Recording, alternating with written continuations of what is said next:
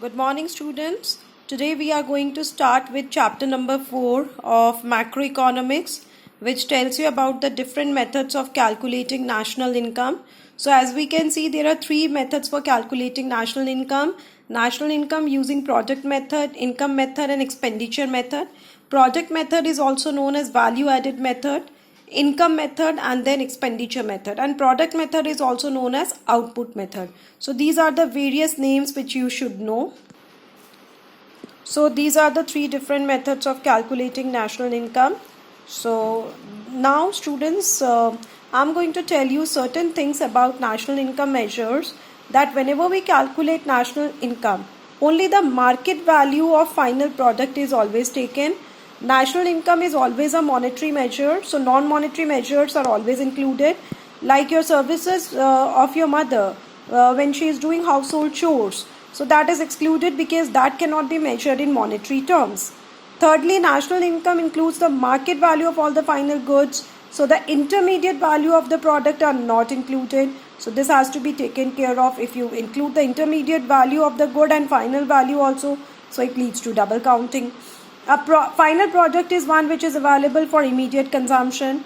So an example of the same is given as a car or a sewing machine.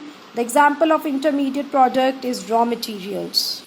So these are the few steps or the few points which we have to keep in mind while calculating national income. So today I'm going to explain you national income by value added method. So we know value, as I told you before few minutes, that value added method is also known as product method or output method. It is used by economists to calculate GDP at market price, which is the total value of output produced at different stages. And calculation is again done by taking the value of final goods, and services are not intermediate goods, as it will result in double counting. So I hope this is clear to everybody. Now for explaining the same, students, I have taken an example here wherein you can see there are four different parties. One is the farmer, then the miller, baker and the final consumer. So what is happening is that, let me explain you step by step. The farmer is cultivating wheat on his farm. Let's say the farmer has cultivated wheat equivalent to rupees 500 on his farm. Now this farmer is selling wheat to a miller. Now who is a miller? The one who converts the wheat into flour. So now he is converting, the work of the miller is to convert the wheat into flour. So when he is converting the wheat into flour, he is using his labor, the machinery, maybe the power, fuel, so many things he is using. So that means he is adding some value to the wheat in order to convert it into flour. So let's say he has added value equivalent to rupees 200. So his purchase price was 500. He has added value equivalent to 200. So now he is selling the flour to baker for rupees 700. That is 500 plus 200. Now what the baker will do? The baker will convert the flour into cookies, maybe cake or bakery item, right? So the baker has purchased for 700. So ultimately baker will also add some value to this flour. Let's say equivalent to 300 value he has added. And then let's say the baker has converted the flour into bread. And now this baker is selling this bread to the final consumer.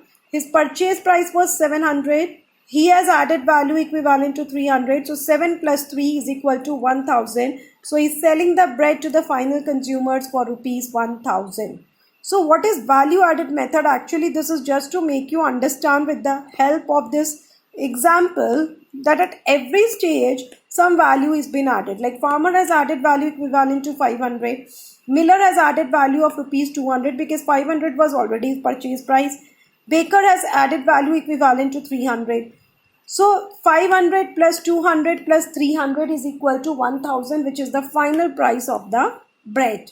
But in contrast to it, if I would have added only the final sales price at each stage, so it will lead to double counting. How? Let's see.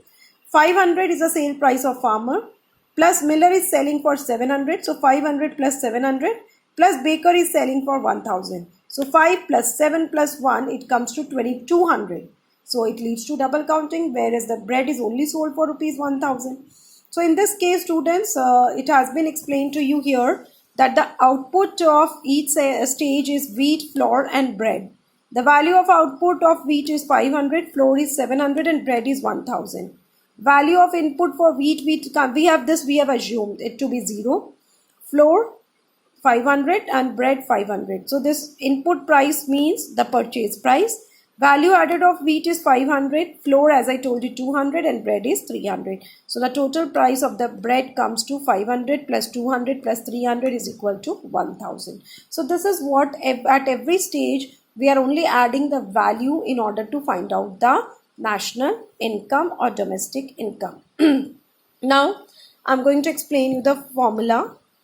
Students, gross value added at market price. So when we use value added method, the resultant outcome which we get is GVA at market price, which is known as gross value added at market price. This is also known as GDP at market price, that is gross domestic product at market price, which is equal to value of output minus intermediate consumption. Now this intermediate consumption is a purchase of either raw material from the domestic territory. Like in our previous example, the purchase price for miller was 500. So for the miller, the intermediate consumption was rupees 500. Similarly, purchase price of raw material is the intermediate consumption, and import of raw material. Many a times even we import the raw material. So this is also the part of intermediate consumption. So if IC is mentioned in the question, so that means it includes both. But only if this is mentioned or only this is mentioned. So in order to calculate this, we add both in order to find out IC. Now we talk about value of output. Value of output includes sales plus self-consumption plus change in stock. Now sales, like whatever production or whatever good you have produced, now out of that you are going to sell something and maybe some stock is remaining with you unsold, which is known as change in stock. So sales plus change in stock plus self-consumption also is included. Now change in stock, we use a formula, students, for change in stock, that is closing stock minus opening stock. So please remember this, change in stock is equal to closing stock minus opening stock. And sales include your domestic sales as well as the sales to the rest of the world, which is known as export. So if only sales is mentioned, so that means it includes both the type of sales. But if domestic sales is mentioned, so you are going to add export in order to find out the total sales. And domestic sales can be sales to households, sales to other firms, and sales to government. So this is what the explanation of value added method. Now as we can see on the screen, how do we calculate derive national income using value added method? We see gross value added at market price of primary sector plus secondary sector plus GVA at a market price of tertiary sector gives you gross domestic product at market price. Again I'm repeating, gross value added at market price is the alternative name for GDP at market price. Now if you subtract depreciation, so this gross is converted to net, and if you subtract NIT, so this market price is converted to factor cost. So when you subtract depreciation and NIT, you get the NDP at FC. Plus if you are going to add net factor income from abroad, you get an NP at FC. So this domestic product is converted to national product. So in this way we derive national income using value added method. So I hope this is clear to everybody. Now students, we have certain precautions to be followed while using value added method. Like sales and purchase of second hand good is not included in value added method. Why we don't include the second hand sale and purchase of good? Because it leads to double counting and its value was already accounted for during the year of production. Commission earned on sale and purchase of second hand good, but if anybody is dealing in the second hand sale and purchase of good and if he is earning any commission out of that, so that will be included in national income accounting because it is done out of his productive activity. On account production of goods is taken into account. They are simply not sold owing to their need by producers themselves. That means, I'll explain this point by taking an example. Suppose a farmer who is cultivating wheat on his farm. So in this case, when he is cultivating wheat for his own consumption, he is not going to purchase it from the market. Rather, what will he do? He will keep some wheat separately for his self-consumption. So that is known as own account production.